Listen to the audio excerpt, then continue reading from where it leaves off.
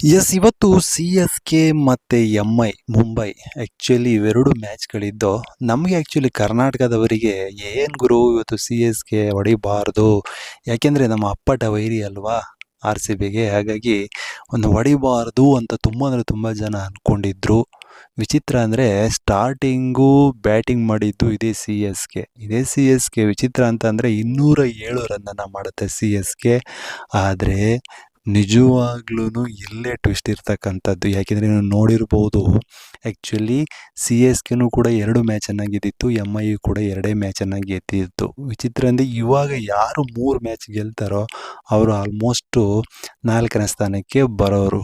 ಹಾಗಾಗಿ ಇವಾಗಲೂ ಕೂಡ ಇಲ್ಲಿ ಅದೇ ಆಗಿದ್ದದ್ದು.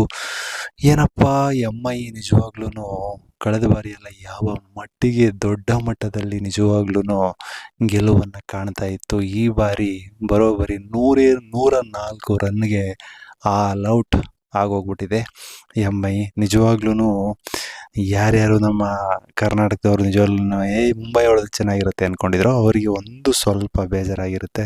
ವಿಚಿತ್ರ ಅಂದರೆ ತುಂಬ ಜನ ಅಂದ್ಕೊಳ್ತಾ ಇರ್ತಾರೆ ನಮ್ಮ ಆರ್ ಸಿ ಬಿ ಅವರು, ಬಿಡೋಗರು ಅವರು ಇವಾಗ ಹೊಡೆದ್ರೂ ಕೂಡ ಮುಂದಿನ ದಿನಗಳಲ್ಲಿ ಆ್ಯಕ್ಚುಲಿ ಆರ್ ಸಿ ಬಿನ ಮಣ್ಸೋಕ್ಕಾಗತ್ತಾ, ಅಥವಾ ಆರ್ ಸಿ ಬಿ ಪಾಯಿಂಟ್ ಮೇಲೆ ಪಾಯಿಂಟ್ ಹೋಗ್ತಾನೆ ಇದೆ, ಅದನ್ನು ಸೋಲ್ಸೋಕ್ಕಾಗತ್ತಾ, ಆರ್ ಸಿ ಬಿನ ಸೋಲ್ಸೋಕ್ಕಾಗತ್ತಾ ಸಿ ಎಸ್ ಕೆ ಕೈಲಿ, ಹಾಗೆ ಹೀಗೆ ಅಂತ ತುಂಬ ಜನ ಹೇಳ್ತಾ ಇರ್ತೀರ.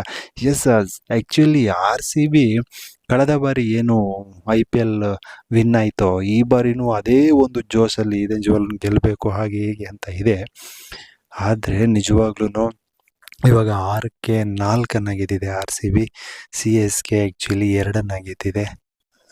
ಇದು ಮೂರನೇದಾಯಿತು ಹೇಳೋಕ್ಕಾಗಲ್ಲ. ಆ್ಯಕ್ಚುಲಿ ಸಿ ಎಸ್ ಕೆ ನೀವು ನೋಡಿರ್ಬೋದು 2 ವಾರಗಳಿಂದ ಯಾವ ಮಟ್ಟಿಗೆ ಆಡ್ತಾ ಇದ್ದಾರೆ ಅಂದರೆ ನಿಜವಾಗ್ಲೂ ಮತ್ತೆ ಏನು ಹಳೆ ಮ್ಯಾಚ್ಗಳನ್ನು ಆಡ್ತಾಯಿದ್ರು ಅದೇ ರೀತಿ ಆಲ್ಮೋಸ್ಟು ಸ್ವಲ್ಪ ಸ್ಟ್ರಾಂಗಾಗಿ ಆಡ್ತಾಯಿದ್ದಾರೆ ಸಿ ಎಸ್ ಕೆ ಅವರು.